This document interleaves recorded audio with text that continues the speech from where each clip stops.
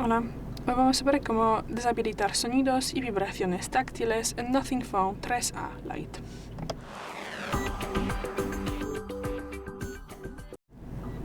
Para esto pasamos a los ajustes, luego tendremos que bajar y abrimos la pestaña Sonido y Vibración.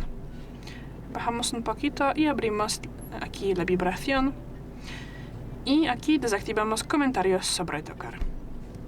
Salimos, bajamos y aquí tendremos que desactivar tonos del teclado telefónico